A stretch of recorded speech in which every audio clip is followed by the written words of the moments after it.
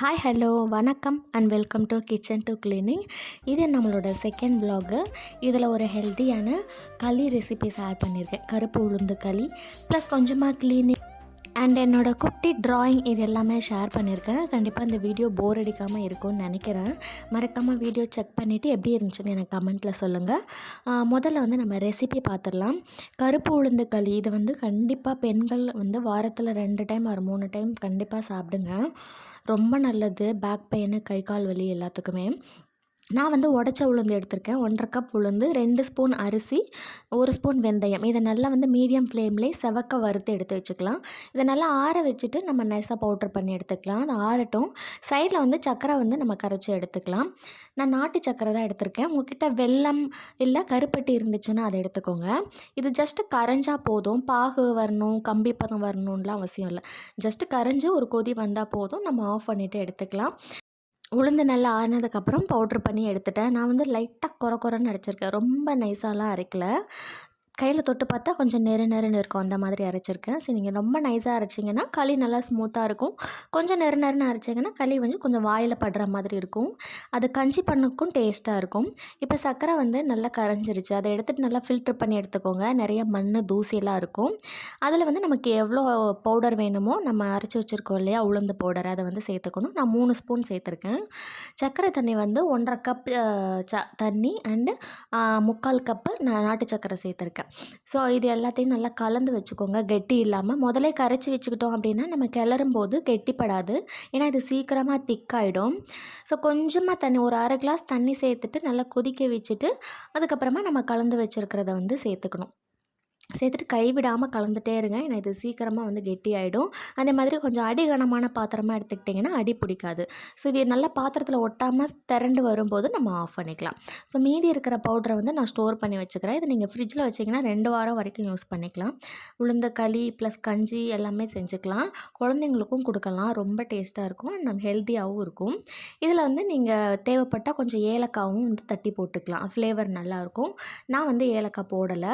கடைசியாக நம்ம என்ன பண்ணலாம், இதில் நிறைய நல்லெண்ணெய் விட்டுட்டு சாப்பிடணும். இது நல்லெண்ணெய் விட்டு சாப்பிட்றது தான் நல்லது. நமக்கு பேக் பெயினுக்கு ரொம்ப நல்லது. நான் ஒரு 3லேருந்து 4 சொட்டு நல்லெண்ணெய் சேர்த்துருக்கேன். சேர்த்துட்டு சாப்பிட்டேன். டேஸ்ட்டு சூப்பராக இருந்துச்சு. அதை சாப்பிட்டு முடிச்சுட்டு இந்த ஃப்ரிட்ஜு டோர் ரொம்ப நாளாக க்ளீன் பண்ணணும் அப்படின்னு நினச்சிக்கிட்டே இருந்தேன். உள்ளெல்லாம் நல்லா தான் இருக்குது. உள்ள திங்ஸ் வச்சுருக்க இடம் எல்லாமே நல்லா தான் இருக்குது. இந்த டோர் தான் ஃபுல்லாக அழுக்கு படிஞ்சு தூசி, அந்த டோரில் இருக்கிற இதெல்லாம் கழட்ட முடியாததுனால அப்படியே போட்டு வச்சுருக்கேன். இன்றைக்கி எப்படியாவது க்ளீன் பண்ணிடணும் அப்படின்னு ரொம்ப நேரமாக பார்த்துக்கிட்டே இருந்தேன். எல்லாத்தையும் கைக்கு வந்த இடத்துல அப்படியே போட்டு வச்சுருக்கோம். ஸோ இதெல்லாம் எடுத்து வச்சிடலாம் அப்படின்னு பார்த்துட்டு, தேவையில்லாத திங்ஸ் எல்லாம் இந்த ஃப்ரிட்ஜு மேலே தான் இருக்கும். எதை வைக்கக்கூடாதுன்னு சொல்கிறாங்களோ அதை தான் வைப்பாங்க. இந்த கவரும் வாஷ் பண்ணி பல மாதம் ஆச்சு. அதெல்லாம் எடுத்துகிட்டு வாஷ் பண்ண போட்டுட்டு, ஃப்ரிட்ஜில் என்ன தேவையோ அது இருக்காது. நெயில் பாலிஷ் எல்லாம் எடுத்து வச்சுருக்கு. வேறு யாரும் இல்லை, நான் தான். இந்த ஆரஞ்சு மிட்டாயெல்லாம் கூட ஃப்ரிட்ஜில் வைப்பாங்க. எங்கள் வீட்டில் ஐயோ, வளராத பச்சை குழந்தைங்களுக்கு கூட இதுதான் அப்படின்னா, வளர்ந்த குழந்தைங்களும் இப்படி தான் இருக்குது. என்ன பண்ணுறது, இதெல்லாம் எதுக்கு ஃப்ரிட்ஜில் இருக்குன்னே தெரியாமல் ரொம்ப நாளாக இருக்குது. நான் எடுத்து தூக்கி போட தான் அவங்க திரும்ப வைப்பாங்க. நான் எடுத்து போடுவேன், அவங்க திரும்ப வாங்கி வைப்பாங்க. இதான் ரிப்பீட்டடாக நடக்கும். இந்த டோர் லாக் ஆகிற சைடில் பார்த்தீங்கன்னா ஒரு ரப்பர் டியூப் மாதிரி கொடுத்துருப்பாங்க. அது டோர் போய் நல்லா நமக்கு சக்குன்னு டோர் லாக் ஆகும். அந்த இடத்துல கொடுத்துருப்பாங்க. ஸோ அந்த ரப்பரில் அவ்வளோ அழுக்கு பார்த்தா தெரியும்னு நினைக்கிறேன் உங்களுக்கு. ஃபுல்லாக கருப்பு கருப்பாக ஒரு மாதிரி பூசணம் பற்றின மாதிரி இருக்குது. இது எப்படி இவ்வளோ நாள் நான் பார்க்காம இருந்தேன்னு எனக்கு தெரியல. இன்றைக்கி தான் பார்த்தேன். என்னடா இப்படி இருக்கே அப்படின்ட்டு. சரி, இதை க்ளீன் பண்ணுறதுக்கு ஏதாவது ஒரு பவுடர் ரெடி பண்ணலாம் அப்படின்னு சொல்லிட்டு சோடா உப்பு 2 ஸ்பூன் எடுத்திருக்கேன். இது கூடவே டிடர்ஜென்ட் பவுடர், நான் ரின் பவுடர் எடுத்திருக்கேன். உங்ககிட்ட ஏரியல் ஆர் டைடு எது இருந்தாலும் எடுத்துக்கலாம்.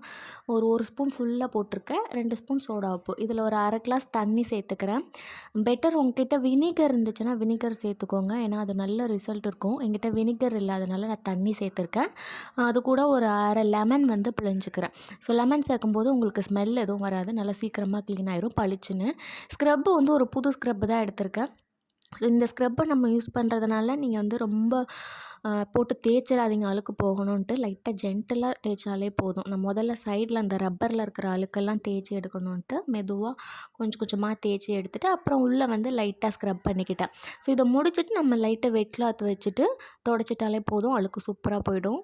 ஸ்க்ரப்பு வச்சுட்டு ரொம்ப தேய்ச்சிடாதீங்க, அப்புறம் ஸ்க்ராட்ச் ஆகிடும். உள்ள எல்லாத்தையும் நல்லா க்ளீன் பண்ணிவிட்டு அந்த ட்ரேவும் வந்து எல்லாமே நல்லா வாஷ் பண்ணி வச்சுட்டேன். அதை வந்து எல்லாத்தையுமே சைடில் வந்து ஃபிட் பண்ணிவிட்டு கடைசியாக எல்லாத்தையும் எது எது எங்கே இருந்துச்சோ அது எல்லாத்தையும் அங்கங்கே அப்படியே வச்சுட்டேன். தேவையில்லாத மட்டும் தூக்கி போட்டிருக்கேன்.